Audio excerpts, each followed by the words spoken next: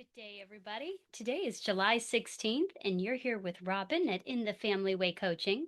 And we're here for our daily Bible reading through the Day by Day Kids Bible, written by one of our favorite authors, Karen Henley. In case you didn't know, it's been a while that I mentioned this. Karen Henley is the author of the Beginner's Bible. So while this is not a very beginner's Bible, it is written by somebody who has a lot of experience helping us learn how to understand the Bible from no matter what age we are. So I'm so thankful to Karen Henley that she took the time and God put it on her heart and that she obeyed to write this version of the Bible. This Bible, in case you don't know already because you are finding this event new, is written in chronological form in storybook format so that we get one great big picture of the entire Bible. Sometimes stories in the Bible are recorded in more than one book. And so when you're going through and reading, it can be confusing to know whether you have already read about this event and it's happened before, or whether it's a similar event that happened again. And this consolidates all of the recordings of events in the Bible and puts them into one solid timeline. So, especially like when we get to the New Testament here next month, you will find that it will consolidate the Gospels. The accounts from Matthew, Mark, Luke, and John are sometimes they record the same event, and we will simply have one telling of it. We won't be repeating the storyline. So we can understand everything that happened in chronological order. I love that. So if you are following along on your commitment calendar, go ahead and take that out and get your sticker out or however you're marking it off because you're about to hear the Bible today. Today we are going to hear God respond to Job. And he is going to respond in the whirlwind. Today's readings take place for us from chapters 38 and 39 of Job. And tomorrow we will be completing the book of Job. Yesterday we left off with Elihu telling us some wisdom about God. And he left off saying to Job, "Tell us what to say to God. We can't say anything because we don't know anything. God is higher than we can reach." And now we will hear God responding. He talks from a storm. Then God talked to Job from a storm. God said, "Who is this? Who is talking without knowing what he is saying? Get ready like a man. I will ask you questions now, and you will answer me. Where were you when I made the foundations of the earth? Do you understand it? Tell me. Who marked how big it would be? What was the earth built on? That's when the morning stars sang. That's when the angels shouted with joy. Who closed the sea up behind doors? I made clouds for the sea's close. I told the sea, this is as far as you come. Here is where your proud waves must stop. Did you ever tell the morning what to do? Did you show the sunrise where to start? Have you traveled to where the sea starts? Have you walked in the deep places? Have you seen the gates of death? Do you understand how wide earth is? Tell me if you know. How do you get to where the light lives? Where does the dark live? Have you gone into the place where the snow is stored? Have you seen where the hail is kept? I save it for times of trouble. I save it for wars and fights. How do you get to where the lightning starts? How do you get to where the east wind starts blowing? Who makes a road for the rain to follow? Who makes raindrops water the desert where nobody lives? Does the rain have a father? Who is the father of ice and frost? Can you put the stars in their places? Do you know the laws of earth and space? Can you call out to the clouds? Can you cover yourself with water? Do you send out flashes of lightning?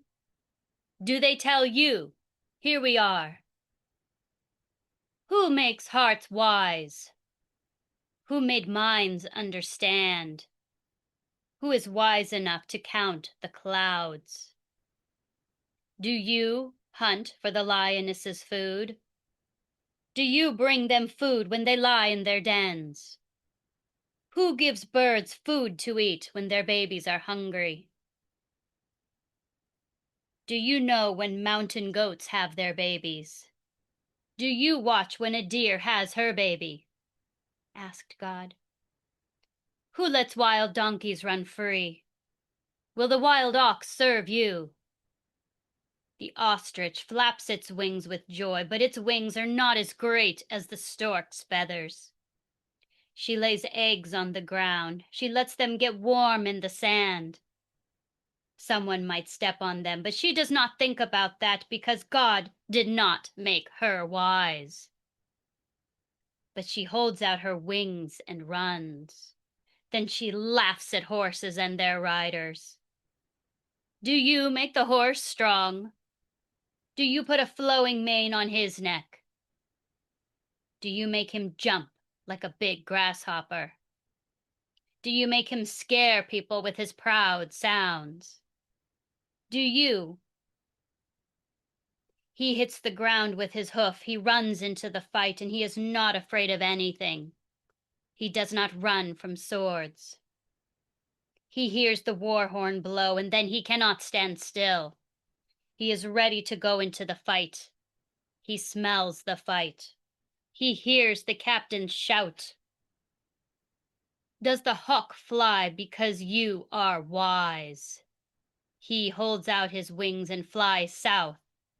Does the eagle fly when you tell him to? Do you tell him to build his nest up high? He lives on a cliff. That is where he stays at night. A high rock is his fort. And that is the end of our reading today. Yesterday, Elihu introduced us to some of the wisdom of God. And today, God answers and asks all of these questions of Job. Job, who had been asking him repeatedly, why do I deserve this? I have done so many things right, and I haven't sinned. God now asks him questions. And tomorrow we will hear Job's answer.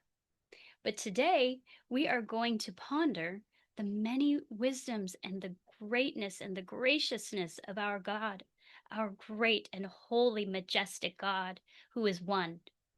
He is the only God who exists. He alone created the world.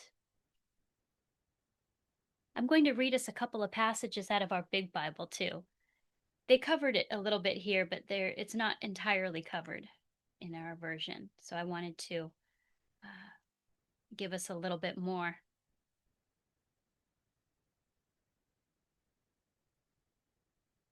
In chapter 38, verse 12, God says, have you ever in your life commanded the morning or caused dawn to know its place, that it would take hold of the corners of the earth and shake the wicked out of it? That's quite an image, isn't it? It changes shape like clay under a seal, and they stand out like those of a garment. And from the wicked, their light is withheld, and the upraised arm is broken. Have you comprehended the expanses of the earth? If you know it, declare it. That is verse 18. And in verse 21, God says, surely you know, for you were born then, and the number of your days is great. Verse 31, can you bind the chains of Pleiades or loosen the belt of Orion? That's in the sky. Do you know the ordinances of the heavens, and can you set up dominion over the earth? Can any of us do any of these things? Nobody can, only our great and powerful, all-knowing God. Verse 39, do you hunt prey for the lioness, or satisfy the hunger of young lions, when they crouch in their dens or lie in wait in the thicket?